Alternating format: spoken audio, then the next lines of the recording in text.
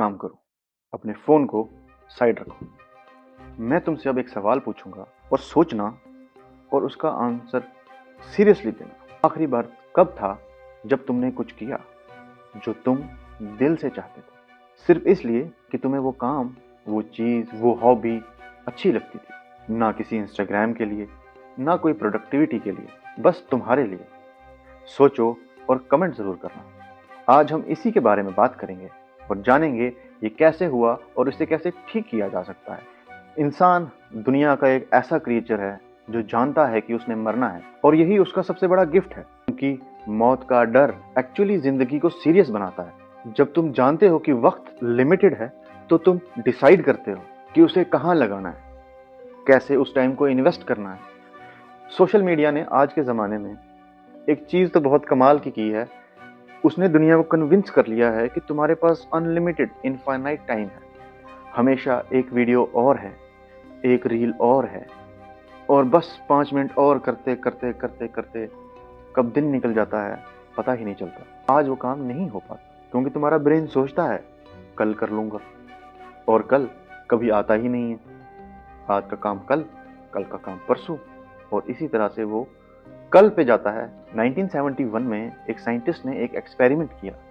उसने कुछ पिजन्स को लिया और उसने उनको एक जगह बंद किया। वहाँ एक लीवर था, जब वो लीवर को प्रेस करते तो उनको खाना मिलता। इस तरह से उनका माइंड ट्रेन हुआ कि इस लीवर को दबा के खाना मिलता है।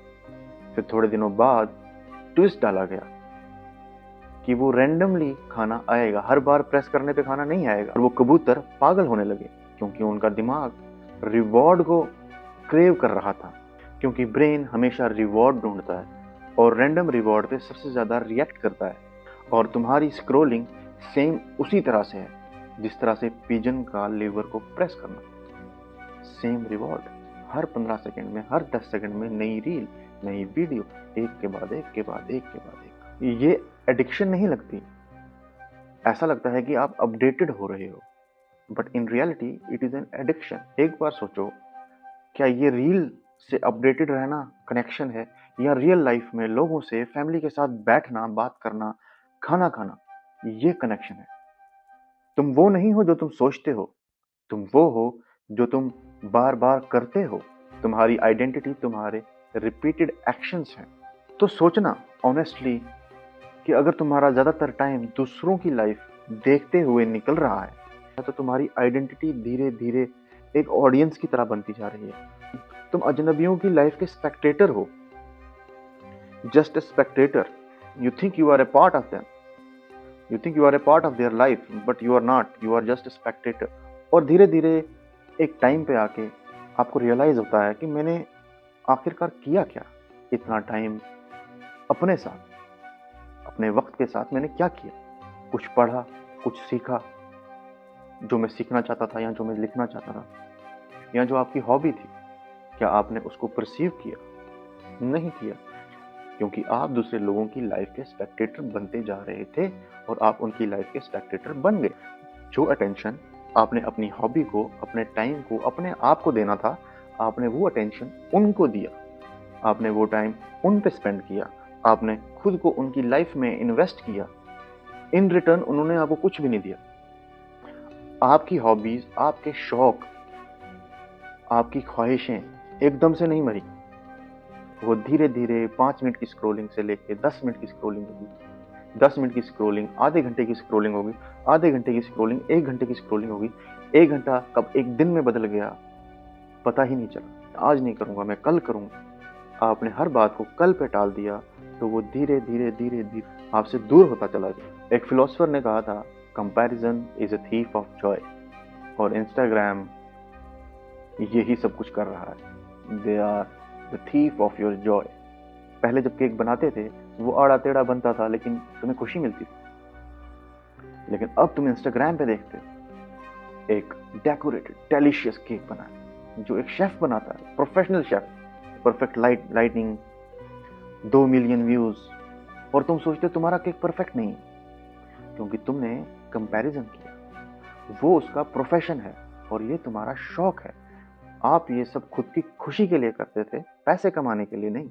और जब तुम ये प्रोफेशनल्स को देखते हो, तो आप सोचते हो कि मैं ऐसा परफेक्ट केक कभी नहीं बना सकता, तो तुम शुरू ही नहीं करते हो।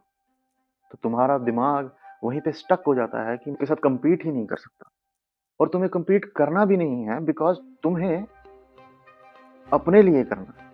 और ये सबसे बुरी चीज़ है, क्योंकि परफेक्ट होना कभी गोल था ही नहीं।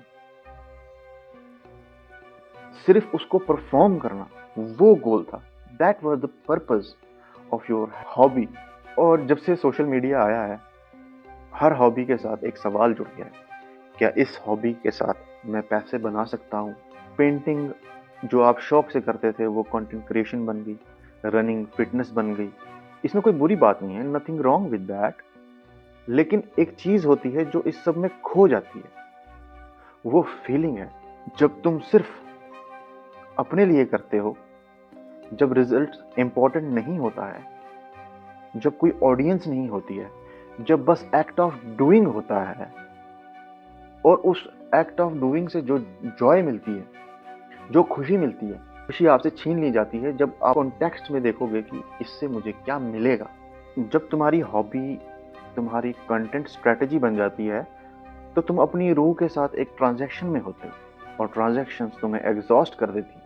और हॉबीज प्यार के लिए होती हैं, जॉय के लिए होती हैं, एग्जॉशंस के लिए नहीं होती। तो ये सब तो हमने डिस्कस की कि प्रॉब्लम्स क्या है। अब इन सब को रिवर्स कैसे करना है, इसको ठीक कैसे करना है। मैं ये नहीं कहूंगा कि आप इंस्टाग्राम डिलीट कर दो, यूट्यूब डिलीट कर दो, कुछ मत देखो, बट मैं आपसे कहूंगा आप रियलिस्टिक हो। प्रॉब्लम ये है कि हमने बोरिंग को बुरा मान लिया है कि इंसान को बोरिंग नहीं होना चाहिए, बट एक्चुअली बोरिंग यूजफुल होता है। आप जब एकांत में शांत बैठते हो अपने आप के साथ, विदाउट फोन, सोशल मीडिया, आपका दिमाग घूमने लगता है, सोचने लगता है, थॉट्स आते हैं। और जब वो खामोशी आती है, तो किसी ने कहा था, क्रिएटिविटी वहां आती है जहां खामोशी होती है, जहां दिमाग को बाहर से कोई इनपुट नहीं मिलता, वो खुद क्रिएट करता है। सोचो, इंसान के सबसे वियर्ड और सबसे क्रिएटिव आइडियाज कहाँ आते हैं? शावर में, वॉक पे, नींद आने से पहले, या किसी बोरिंग क्लास में। कभी फोन चलाते हुए नहीं आते, स्क्रोलिंग करते हुए नहीं आते, क्योंकि आपका दिमाग स्क्रोलिंग के टाइम कंटिन्यूअसली स्टिमुलेट होता रहता है। क्योंकि तुम्हारा ब्रेन जब अकेला होता है तो जनरेट करता है, क्रिएट करता है और कनेक्ट करता है।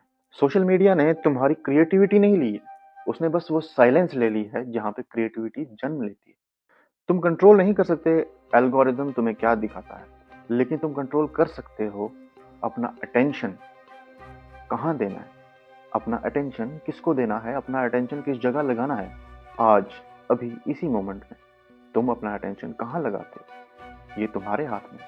और जब तुम अपना अटेंशन प्रिसेसिवली डिसाइड करके लगाते हो, वही डिसाइड करता है तुम्हारा डोपामीन कैसे रिलीज होगा। मैरी ओलिवर एक पोएट थी, उसने एक सवाल पूछा था जो मुझे आज भी हॉन्ट करता है। उसने कहा था, बताओ मुझे, क्या करोगे तुम अपनी इस वाइल्ड और प्रेशियस लाइफ के साथ? और अगर मैं ऑनेस्टली जवाब देता आज के बारे में, तो मोस्ट ऑफ अस जो हम करते हैं, स्क्रोलिंग। लेकिन ये सवाल रोज पूछना चाहिए अपने आप से कि तुम अपनी लाइफ के साथ क्या करोगे। Me, I will go with books, I will go on a walk. आप कमेंट्स में बताओ कि आप क्या करोगे अपनी प्रीशियस लाइफ के साथ। लेकिन ये सवाल रोज पूछना जरूरी है अपने आप से। आज अगर कोई नहीं देख रहा, आज कोई जज नहीं कर रहा, अगर कोई यूज नहीं होते, तो तुम क्या करते? वो जवाब तुम्हारी असली जिंदगी है। तो आज रात जब आपका हाथ आपके फोन की तरफ जाए, उसे विल पावर से मत रोको। सिर्फ एक सवाल पूछो, क्या मैं ये चूज कर रहा हूं, या ये बस डिफॉल्ट सेटिंग हो गई है मेरी? अगर जवाब डिफॉल्ट है तो कुछ और करो। पेन पेपर ले लो और कुछ भी लिखते जाओ, कुछ भी ड्रॉ करो, कुछ भी गाओ, नाचो, कूदो। किसी के लिए नहीं, किसी ऑडियंस के लिए नहीं, अपने लिए। सो तुम्हारी हॉबी क्या है? गिटार, स्केचबुक, जो भी तुम्हारा है वो वही है, बस तुम्हारा ध्यान वापस चाहिए। थोड़ा टाइम आज लगाओ, थोड़ा टाइम कल लगाओ, और धीरे धीरे अपने टाइम को इंक्रीज करो। अगर आज तुम 5 मिनट दे सकते हो तो 5 मिनट दो, और आज कुछ बनाओ, बेकार भी चलेगा, मगर बनाओ। आप अभी तक बने हैं इस वीडियो में तो लाइक कीजिए, सब्सक्राइब कीजिए। मैं मिलता हूँ आपसे फिर किसी नई वीडियो में किसी नए टॉपिक के साथ। तब तक के लिए टेक केयर।